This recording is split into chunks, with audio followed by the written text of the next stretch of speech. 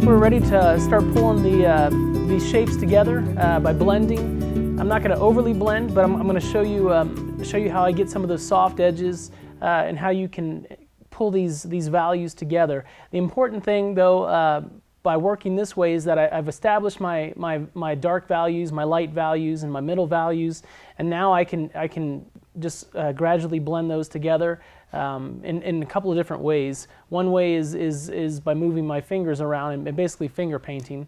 Another way is by taking a dry brush. A lot of times I'll take these silver brush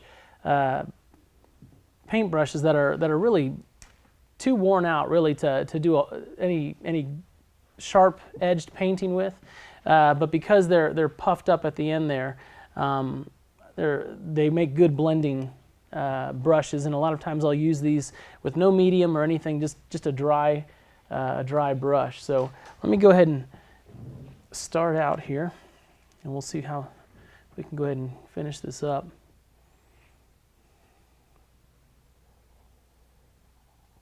You can just move your finger back and forth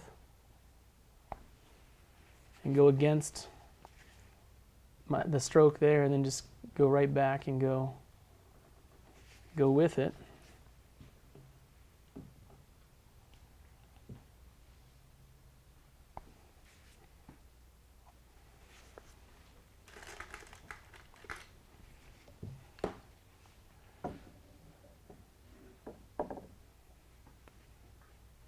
Let's get that hairline too since we're here. Let me see how far up it is.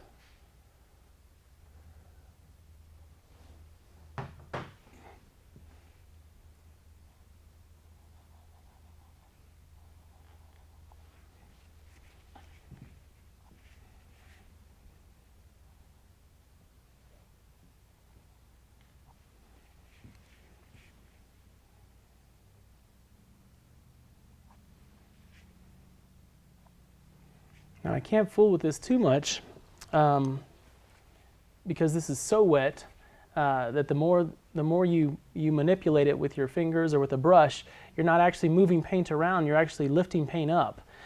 So you have to be careful about how much you're fooling with it. But that's another reason why I like to put the thicker paint down, more of the solid paint, because it gives me a little more leeway to move, to blend that paint together without lifting too much of it up.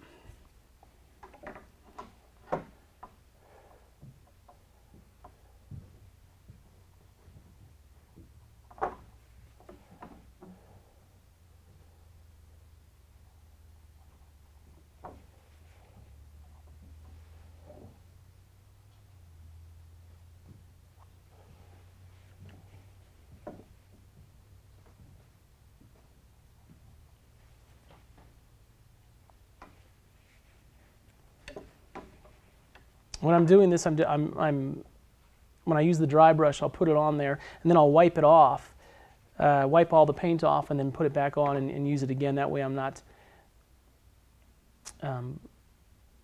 putting the paint that I previously had softened, I'm not moving that around to a place where I don't want it on the canvas.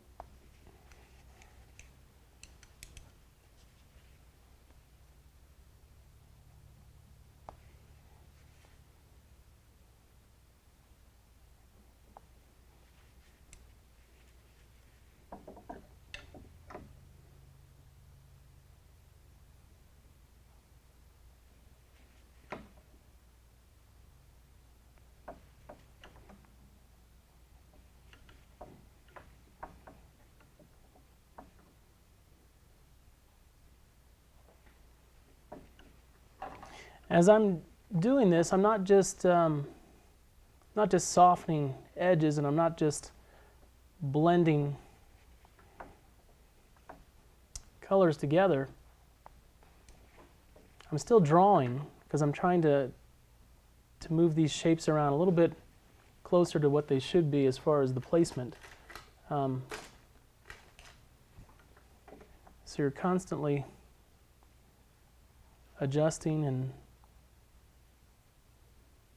drawing as you go along.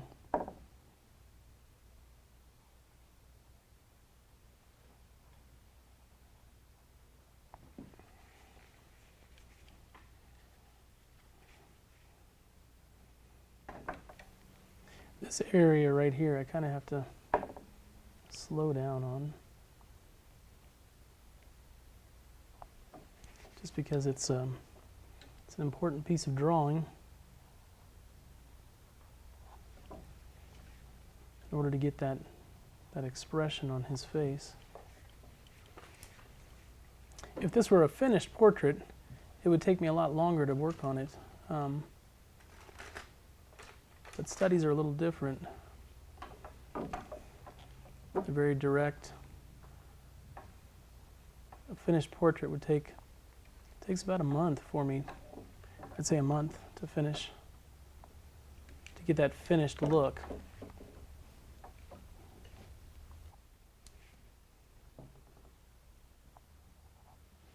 Try not to fool with it too much, just enough to blend it.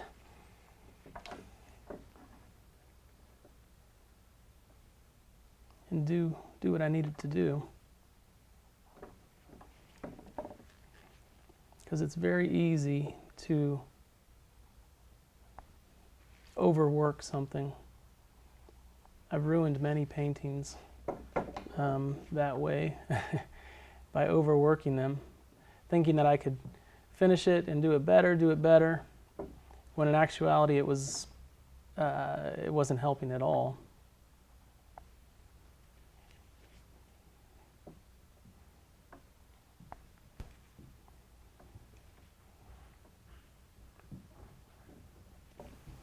Soften the lips up a little bit.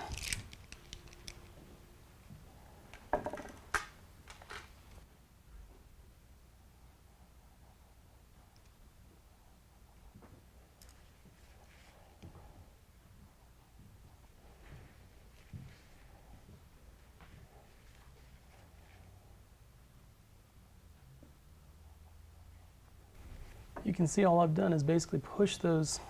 I already had the values where I wanted them to be. I had everything laid out where I wanted it to be. It was just a matter of just moving it around a little bit. That's basically what I've done here.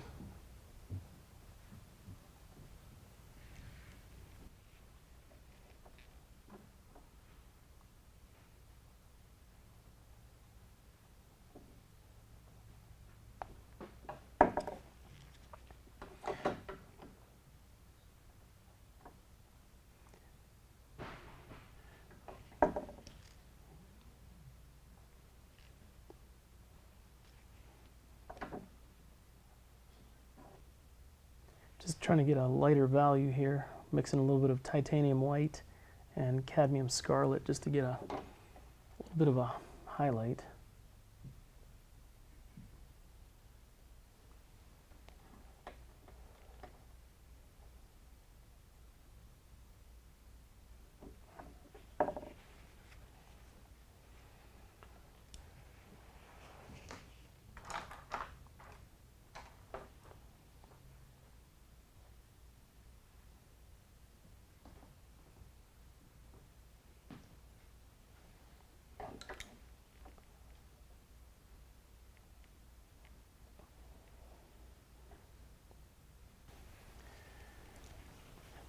Add an accent, a dark accent, in the corners of this mouth.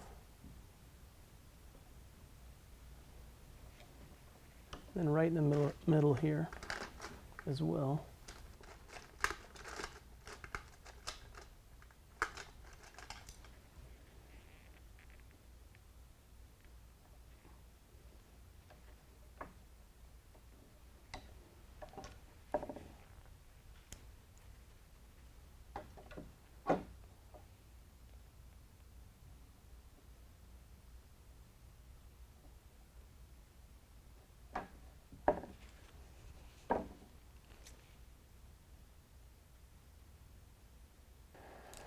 I could keep going on.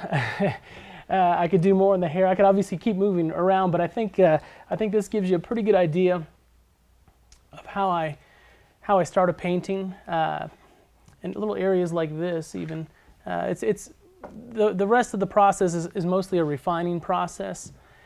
Basically, I'm taking an edge and I'm softening an edge, softening edges as I go along, little things like that. But as far as a head study, this is a good example of how one way of starting a painting.